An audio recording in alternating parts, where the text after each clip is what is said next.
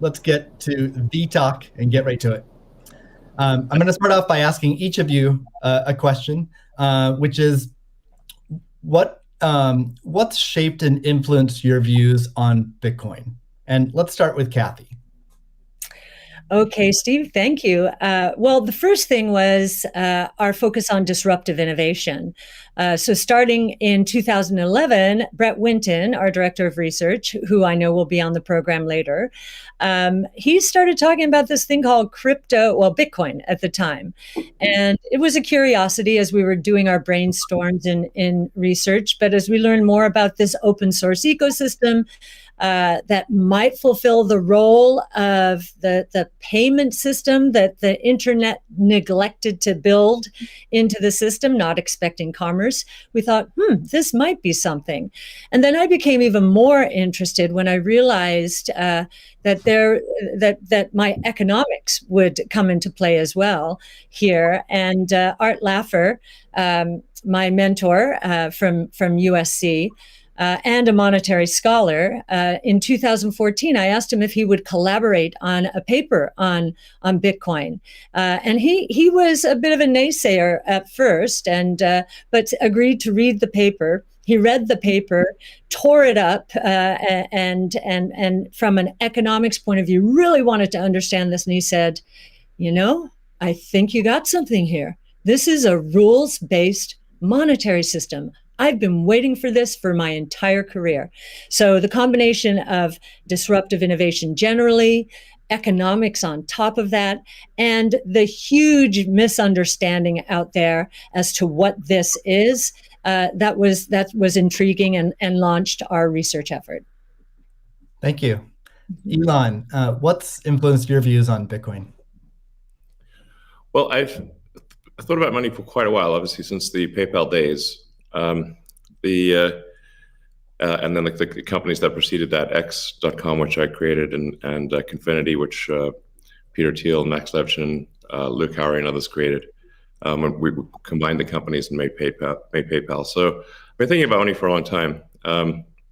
And really, I think it's best to think of money as an information system, primarily an information system for labor allocation. For practical purposes, it exists in a series of heterogeneous databases, like very different databases in bank mainframes around the world. It moves quite slowly in reality. It seems to move fast sometimes, and it does with PayPal, which is real time.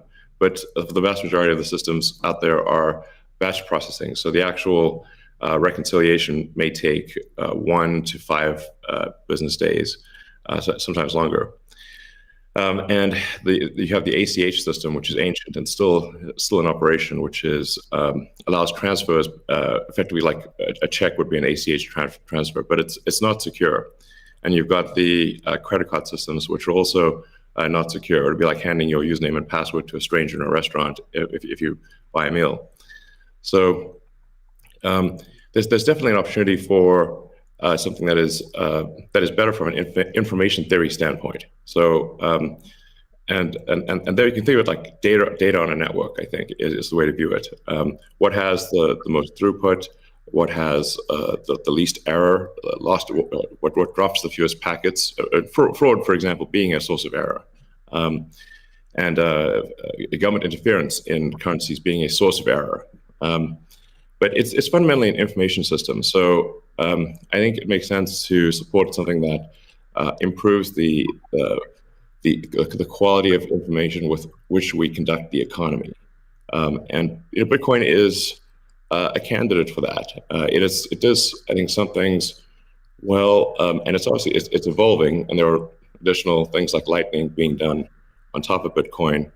But Bitcoin per se is mostly solving for scarcity, or rather solving for essentially having no throat to choke, decentralized. So there's no one who can be coerced in any way to empty their Bitcoin account. Well, I guess they could technically, but on an individual basis, but the system as a whole cannot. And it has an open ledger, which is also quite good. But transaction volume is low. Transaction cost is high, and usability for the average person is not yet very good. But it has a lot of potential. And I should say that, like, I'm not, and I apologize for taking a long time, but there certainly is a lot to say. In general, I'm a supporter of Bitcoin and the idea of cryptocurrency in general. But as I've said publicly, we do need to watch out for crypto taking, especially Bitcoin, using proof of work to maybe use energy that's maybe a bit too much and not necessarily good for the environment. So, but on balance, I support Bitcoin, and I'm not an investor. The only publicly traded stock I own is Tesla, and the only significant thing I own outside of Tesla is my SpaceX stock that could help create both companies. So, but apart from that, I do own Bitcoin, and Tesla owns Bitcoin, SpaceX owns Bitcoin, and then I do personally own a bit of Ethereum and Dogecoin, of course. So. Okay, great, thank you. And we'll get into some of those issues in more depth as well. Jack, how about you? What shaped your views of Bitcoin? The network and the community. It's deeply principled. It's weird as hell. It's always evolving, and it just reminded me of the internet when I was a kid. And I encountered alt cypherpunks when I was fairly young, and this was a topic of discussion for years. I didn't touch it until 2008 when we started Square. Elon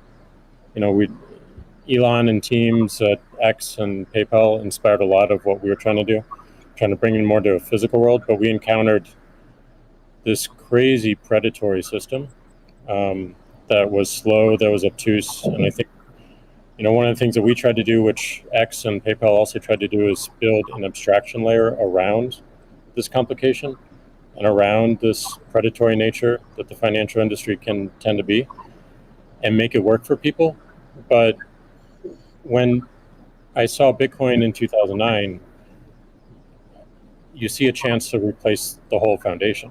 And everything that Elon was talking about in terms of ACH and the credit card networks were built with very different agendas in a very different time frame. And it's crazy that they still exist, and they have scaled, but they just are not relevant to today, and they're certainly not relevant to the future, especially when you consider the entire world and countries like Nigeria or Ghana or India, and its interconnection with countries like the United States and Canada and all over Europe. So what really drove my thinking and drives my passion around it is, like, if the internet gets a chance to get a native currency, what will that be? And to me, it's Bitcoin, because of those principles, because of that creation story, because of its resilience, because of the number of tests it's been. But what inspires me the most is just the community driving it. It just reminds me of the early internet. It's the only reason that I have a career, because I learned so much from people like who are building Bitcoin today, and I continue to learn in that sense, and I'm so grateful for it. So that's a good segue into the next question I'd like to ask you, Jack. Is you said before that Bitcoin changes everything. Can you speak more to that? Well, I just think that a lot of what we experience in life, when you really get down to the foundation, a lot of our monetary policies, a lot of our monetary systems cause so much distraction and so much cost. And when you get to a system where you have the potential for people to truly own it, they can verify it themselves. You don't have to have trust going in. You don't have to trust it at all. You can verify it through source code or whatever your appetite is, and that any particular person can help drive the future of it. And at the same time, it's not controlled by any state. It's not controlled by any bank. It's not controlled by any corporation. And these three parties of people who participate in the network, people who mine, and also the developers, constantly debating the correct roadmap and the way forward, is a beautiful thing. And I don't know of many other consensus-based models that have existed at that scale for this long with this amount of success. And we're still fairly early. So when, I met a woman in Ethiopia 2 years ago, and she was trying to create the lift for Ethiopia. Elon, I think I reached out to you at that time as well because she really wanted some Teslas. She still has to take paper fiat cash from her passengers and pay all of her drivers in the same way because there's no monetary system that she can utilize. There's nothing digital. And Africa as a continent is hugely interconnected from a monetary standpoint, but also hugely taxed in that same way.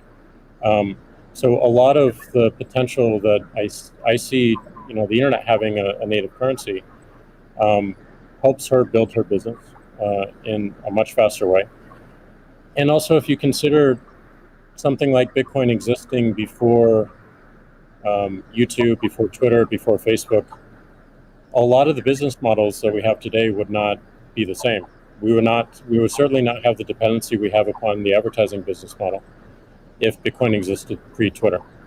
And I think the amount of business models that it enables, the amount of innovation it enables going forward, especially when you can consider the whole internet instead of going country by country by country by country, which you have to whenever you're dealing with finance, it really just opens the aperture. And that is what I want to see in my lifetime is a currency that is standard and sound for the internet that everyone can use. Great. A hallmark of Bitcoin is its fixed supply of 21 million coins. Elon referenced that earlier. It may be the first system that humans have created that humans cannot later change. Kathy, I'm curious, with your background in monetary history and macroeconomics, what are your thoughts on that type of system? Oh, well, I'll recount the story about Art Laffer and our going through the paper. And he said, as I said, first rules-based monetary system, global, ever. This is a very big idea. Once we had convinced him of the ecosystem itself. Now, this is the role that it's playing, given that the rule is a quantity rule, that 21 million units, is really a store of value role. So there are three roles of money. Store of value, very important. The means of exchange, so for transactions, and the unit of account. Every good priced in terms of whatever the unit is. So store of value is its primary use right now.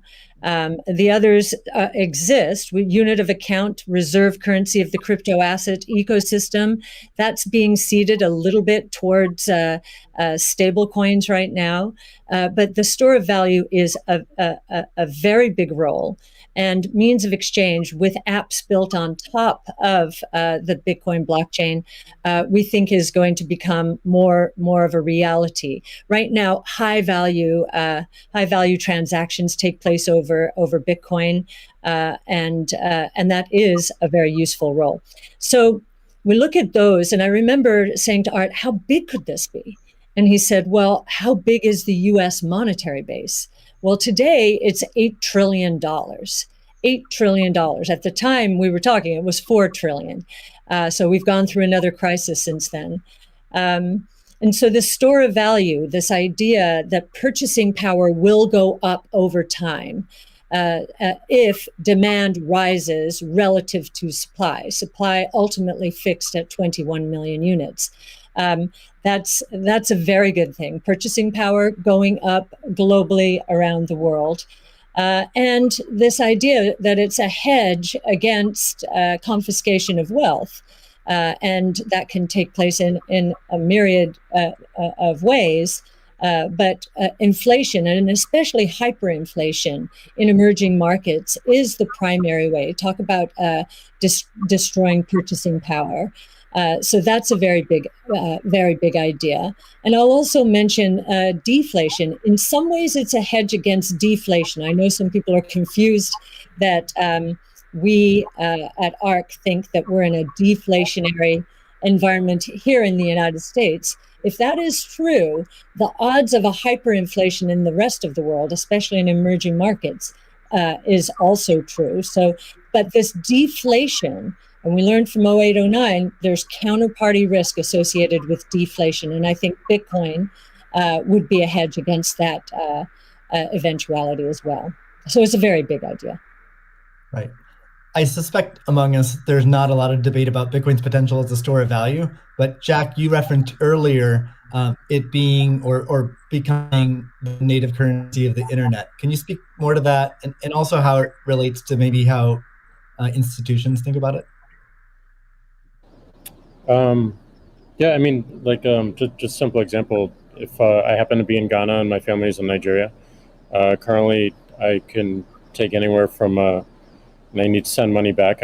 Anywhere from 10 to 30% off the top just to send that money back. Whereas if you just focus on the worldwide remittance problem, Bitcoin solves so many of those problems today instantly without having to go through any intermediaries or any slowness or complicated systems that a corporation or a state created. So I think having sound money that is separate from the state is the idea.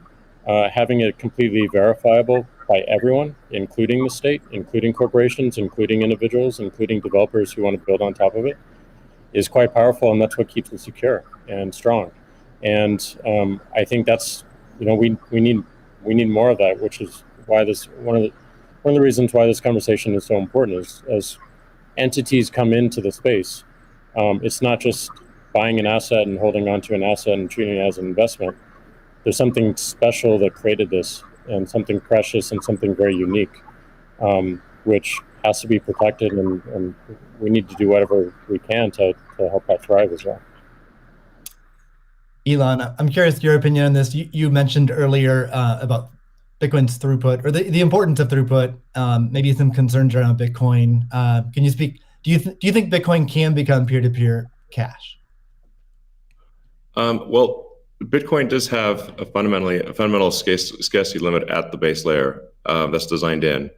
That doesn't mean you can't have some layer 2 system in theory like Lightning. And I understand Lightning is doing well in some small countries. There's some question mark as to whether you need a money transmitter license. Just a debate as to whether that's needed, given that it is not open ledger. So that's a whole separate debate, of course. But Bitcoin by itself simply cannot scale to be the monetary system for the world at base layer. But with a second layer, this is possible depending upon how that second layer is implemented. That's part of why I think there may be some merit to something that may seem silly, like Ethereum, like Dogecoin. I think Ethereum also, like I said, the three things I own outside of SpaceX and Tesla, and obviously it's Neuralink and Boring Company, but of any significance are Bitcoin by far, and then some Ethereum and some Doge. So if the price of Bitcoin goes down, I lose money. I'm not sort of I might pump, but I don't dump. It's not a case of I definitely do not believe in getting the price high and selling or anything like that. And I would like to see Bitcoin succeed.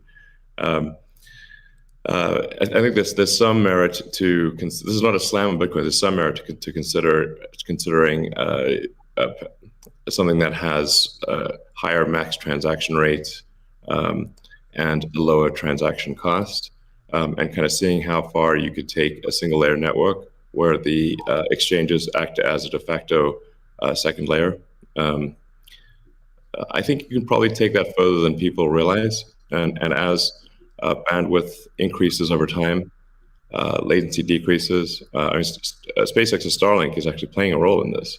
And I think long term, people will probably have access to worldwide access to gigabit level connectivity at low latency, and so at low cost. And so then your base layer could do a lot of transactions if you take that into account.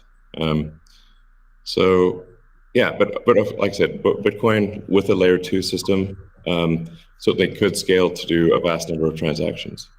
Same goes for Ethereum.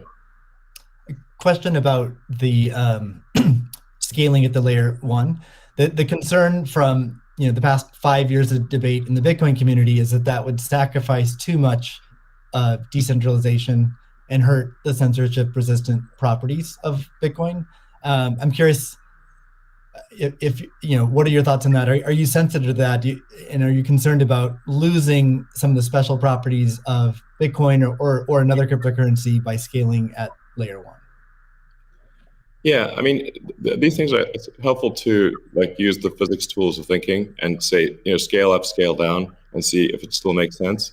So if scaling up the transaction block doesn't make sense, why don't you scale it down? And have it be, so that somebody, with a laptop from 2008 can still run a Bitcoin node. Why not slow it down? Oh, you want to slow it down? Well, maybe you're at the wrong number then. there's actually there's members in the community that do want to slow it down, but I understand your point. It's silly. The reality is the average person is not going to run a Bitcoin node. So this is and Bitcoin, it was a lot of clever ideas, but these parameters were set, I don't know, in 2008 or something, maybe 2009. And there's been some improvements since then, but not a lot. So, it's sort of like there was still in 2008 there was still a non-trivial number of people on modems. So, now it is quite common to get 100 megabit connection just for a house. Some houses have gigabit connections. So, and that trend is obviously in the direction of higher bandwidth and lower latency. And if somebody else doesn't do it, Starlink certainly will. So I have high confidence that you will be able to maintain a decentralized finance system while still having a much bigger blockchain, aka ASCII text ledger, a hash ledger. You can make the hash ledger bigger without suffering from decentralization as the average connectivity improves, obviously. One idea would be to to put a Bitcoin full node in Starlink terminals. That way more people would be running it. Actually, I have run this by the team at one point.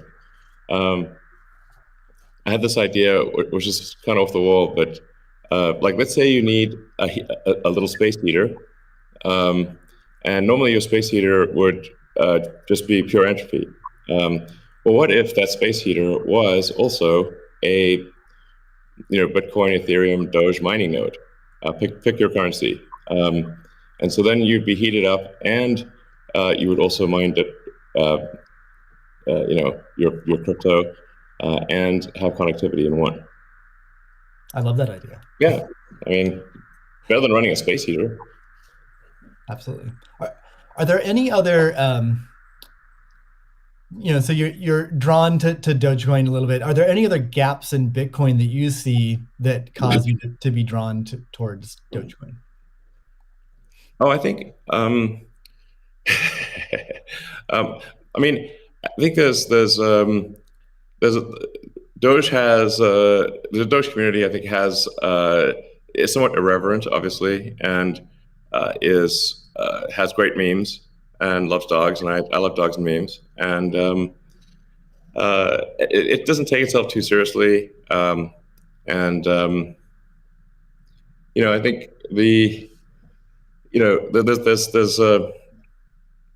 there's Occam's razor, which is the simplest answer is the most likely. It's a summary of Occam's razor. The simplest answer is the most likely one. Then there's a friend of mine came up with a variant on that the most ironic outcome is the most likely one. And then I have a variant on that, which is the most entertaining outcome is the most likely one. So if that is true, then the most ironic and entertaining outcome would be that the cryptocurrency that was started as a joke to make fun of cryptocurrencies ends up being the leading cryptocurrency. That would be the most ironic outcome. Jack, what are your thoughts on that? Is Bitcoin resilient enough to overcome that? I think it's resilient, but also I think like you find, I mean, that's what attracts me to Bitcoin in the first place is the irreverence. A lot of that just brings it forward, and you know, at first go it makes it a little bit inaccessible, but as people get into it, it makes it more accessible and more spreadable. And I absolutely think the resilience is there. I think it's important to have fun as well. And anyway folks can express themselves. I think that goes back to the main idea of like how do we create a native currency for the internet? Anything that goes towards that path, like that's whatever wackiness or fun we can have along the way. That's going to make it a lot more enjoyable, and it's going to make a lot more people want to use it. I'd also point out there's nothing stopping someone from creating a Bitcoin wallet that's like fun and has memes, has dogs. That's possible as well. Great. Let's move on. Right now at this point. Let's move on to the next topic, which is Bitcoin and energy. It's a really hot topic that lots of people are talking about. Let's start with Elon. You've been vocal on this. You've said that. I mean, you said many things about it. You've also said that Tesla will resume payments in Bitcoin payments if the renewable energy is approximately 50% and sort of looks like it's on a positive future trend. What do you think the state of things are with respect to that? Yeah, so I do think that there appears to be a positive trend in the energy usage of Bitcoin. Actually, part of this is due to the drop in Bitcoin price. I mean, what I observed, or what I thought I was seeing, there may be some disagreements on this, but from when Tesla announced that it had acquired Bitcoin and was doing Bitcoin transactions, there was a massive run-up in the Bitcoin price, and also a massive increase in the